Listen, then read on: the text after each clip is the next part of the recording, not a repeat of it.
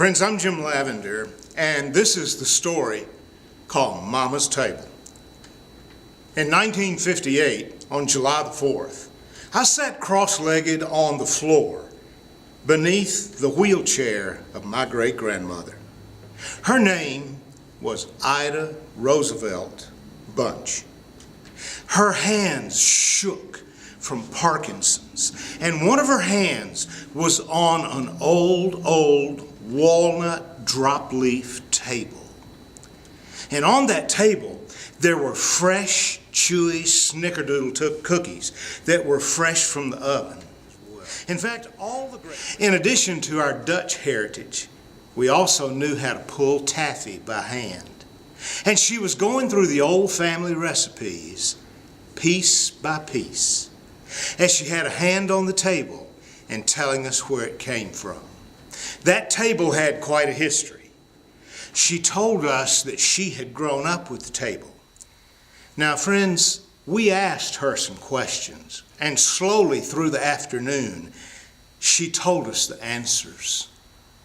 You see, her parents were John Henry and Eliza Roosevelt, and her grandfather was Solomon Roosevelt, who made that table in 1822. That table is 195 years old today, and it is in my dining room at Bear Creek Hollow Farm in Virginia. Now, Ida Roosevelt, my great-grandmother, was a very special woman. She told us about the 13-generation back great-grandfather who came to this country from the Dutch country in 1642. He landed in what was called New Amsterdam. Today we call that New York. He had a little farm of about 48 acres, and one border of his garden is now called Fifth Avenue. Chase Manhattan Bank sits on his farm, along with the Empire State Building. Some of his kids went upstate, and there they gave life to 2 United States presidents. And then downstate at Saratoga was Solomon, who made the table for his bride, Elizabeth. And that's where the cookie recipe came from. That is where the taffy pulling came from. And then in the Missouri Territory, that's where the cornmeal mush recipe came from. You see, their grandson, John Henry, my great-great-granddaddy, and his wife Eliza, who was from Iowa, are the people who started moving the family around. John Henry had itchy feet. In fact, he was the one boy in the family that everybody said was not quite as responsible as all the rest. And so he and Eliza moved from her home in Iowa to Ohio, then to Illinois. And as soon as they got to Illinois, John Henry said, you know, I hear that they're going to have a railroad in the Missouri Territory. Now, President Jefferson had a friend from Ivy, Virginia, named Meriwether Lewis. And his friend, Captain Clark, and a beautiful Indian princess named Sacagawea, ran the Lewis and Clark Trail across the Missouri Territory to the waters of the Missouri and Grand Rivers. And there down below Council Bluffs, where the Native Americans gathered, was this rich northwest Missouri country. And there 2 little villages, Hale and Coloma, Missouri, were where they were told that the railroad was going to build. John Henry wanted in on that deal. Anywhere there was a deal, John Henry wanted in on it. Now, the Methodist missionaries were coming across the Missouri Territory because the Native American people were so poor. In fact, they were starving, and it was the fault of the white folks. Now, it was Daniel Boone Jr.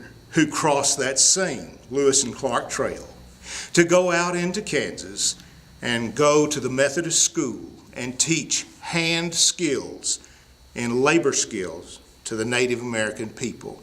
All this happening through this same general area. And there's John Henry with his covered wagon and this same walnut table in the wagon, bouncing to pieces across the Lewis and Clark Trail.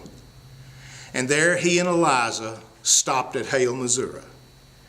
They opened the Roosevelt's Coloma Mercantile Store. They built a little house out of fresh-cut oak boards from the sawmill. A simple little prairie house and a little barn. There they had the horses and the covered wagon.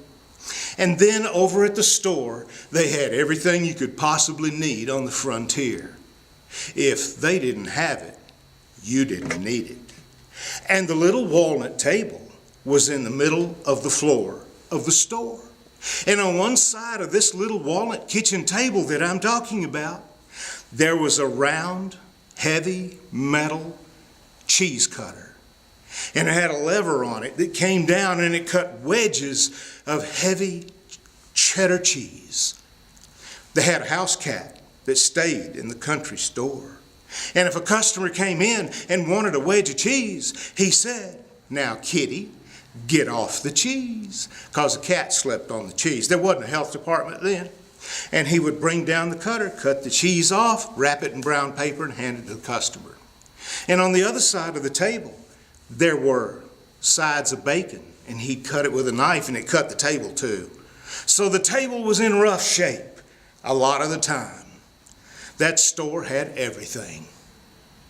Now, my great-grandmother Ida said, in this story that she told us in 1958, and we were wide-eyed, I was 5 years old. She said it was in October of 1878 that the storm came, and the lightning split the sky, and the thunder was rolling, and we were very afraid. And we looked through the gun slot in the door where they could shoot if they had to. And there were men coming on horses in the night. They had guns across the saddle horns. And they were frightening. There were 8 of them. Mama Eliza, my great-great-grandmother, who made the decisions in the family, said, "John Henry, you get the 6-shooter. I've got the flintlock double barrel." She said, "I can take out 4 of them from the side window with 2 barrels. Surely you can get 4 with 6 bullets. So, John Henry, you go out the front door. I've got the window. Children, you get on the floor." John Henry went out the front door, and he was afraid. The man in the middle on the horse was the biggest. The brim of his hat covered his eyes so that John Henry couldn't see his face, really. And with a deep voice, the man said, "Long ride. Obliged if we could stay in the barn for the night." And John Henry simply gestured that it was all right. Without saying another word, the men turned and they went to the barn. The next morning, of course, the children were up wide-eyed, and they went and they looked through the gun slot in the door, and the day was beautiful. The storm was gone. And they looked and they saw there were hoof prints in the mud leading away from the farm. They were gone. And excitedly they yelled out to their parents, "They're gone, it's a beautiful day." They opened the door, looked out on their porch, and there was a package, and actually it was a little cloth bag on the porch of that little house. Everybody in the family, 13 children, all rushed onto the porch with John Henry and Eliza Roosevelt. Little Charlie, the 15-year-old, leaned over and picked up this bag, and he said, "Mama, it's heavy." And little Ida looked over in it and said, "Mama, it's full of gold." She took it to her mother, and great-great-grandmother Eliza Roosevelt said, "You children come in here, close the door, John Henry. All of you listen to me. It is gold. We will never speak of this again. John Henry, I know you gamble. Don't ever speak of this gold again. She said, I will hide it, and I alone will know where. We are saving this until our darkest day comes, and then we will decide how to spend it. She did exactly that, and she actually passed it to the next generation, and it got them through the Great Depression. Now, it was about a month later from that Eliza heard the front door of their little cabin open at the stroke of 12 midnight. She got out of bed and came to the corner of the room, and there she saw her husband, John Henry Roosevelt, slipping out the front door. He came in, he tossed the leather on the store counter, but in the back door of the store, silently without making a sound, came the entire James Younger gang. For you see, there had been a note, a paper note, attached to that bag of gold.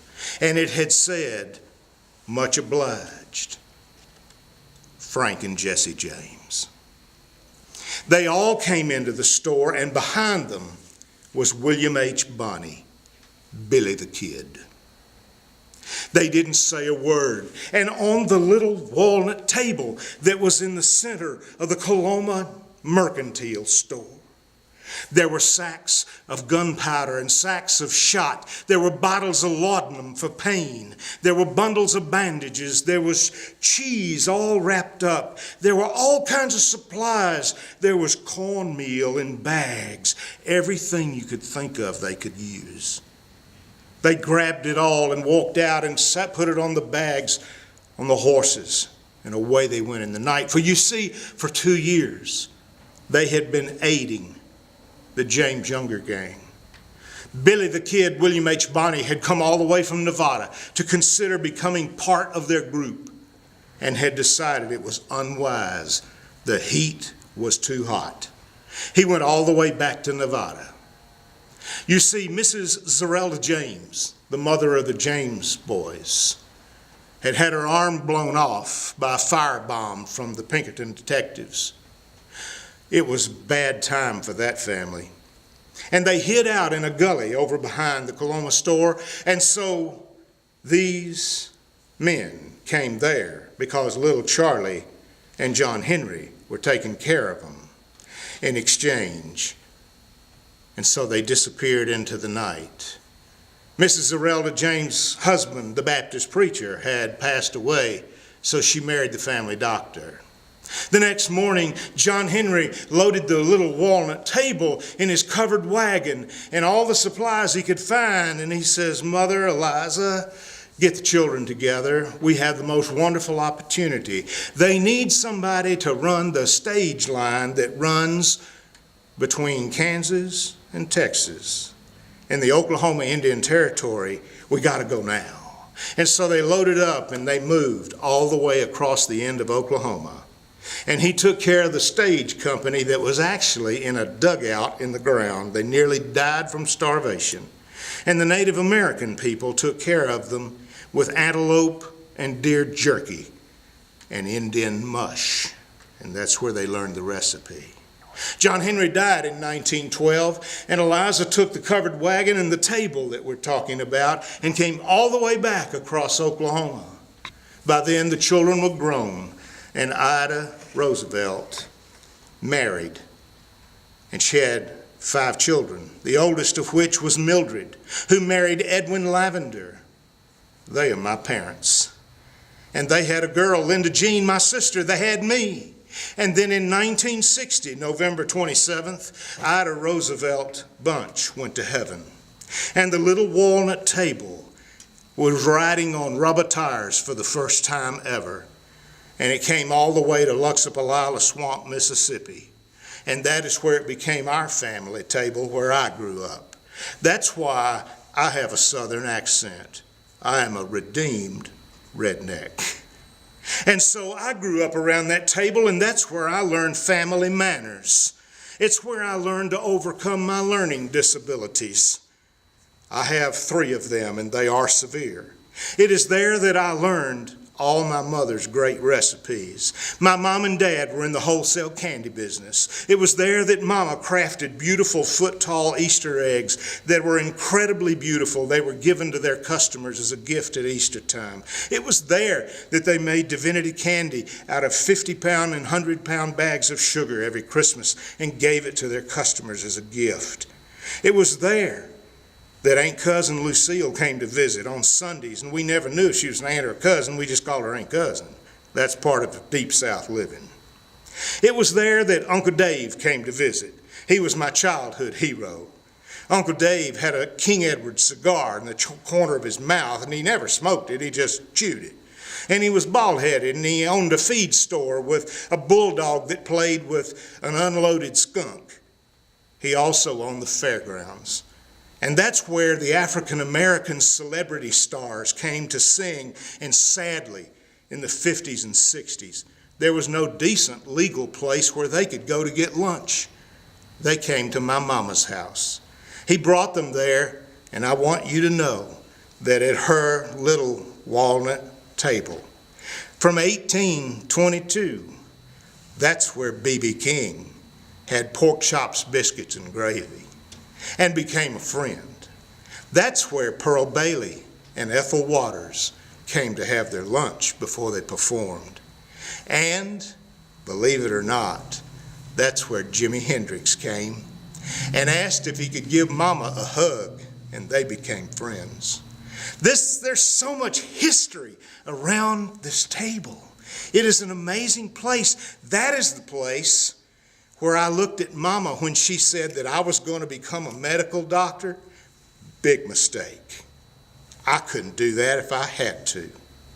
That is the place where I said, no, Mama, I want to be a circus ringmaster because of Uncle Dave. She said, no, you're not. That is the place where I sent off a letter telling a carnival man that I wanted to run the merry-go-round for the summer after flunking out of pre-med. I ended up getting a letter from the cartoon artist, Al Cap, who said, son, if you sound the way you look, I'd like you to come meet me at the Peabody. I'd like to talk to you about becoming Lil Abner on the stage. 2 weeks later, I was Lil Abner on the stage. Did it for 2 years, and it was wonderful. I learned to speak in public and had no idea that's what the good Lord was doing with me, to turn me into a Methodist preacher, which I was for 40 years. And guess what? No sooner did that happen after I got in and out of Duke University. That's a miracle. I met my wife there, my best friend of 40 years, Avis. Then the phone rang, just after I got into the church. And the owner of the biggest circus in the world said, okay, we're ready for you now. And I said, I can't, I'm a pastor. And he said, oh, you'll get over that. Come on anyway. And I said, no, I can't do that. And we started adopting animals and using them in kids' messages to reach boys and girls. And 2 million kids came to know the Lord through that. What a life it's been. But in my childhood at Luxpalala Swamp, friends, we had baby bears, toad frogs, baby squirrels, raccoons, anything I could bring to Mama's table became a friend in our home there. What a life it was. You see, the family table is the anchor that holds the family together. That is where our tears and our joys come together. That is where we have heart-to-heart talks. That is how we learn to be who we're going to become. Without the family table, we're lost. And sometimes that table is a real table, and sometimes it's a table that's in our heart. If we can't be at home, we can be at home wherever we are. And it is that same table that holds a nation together.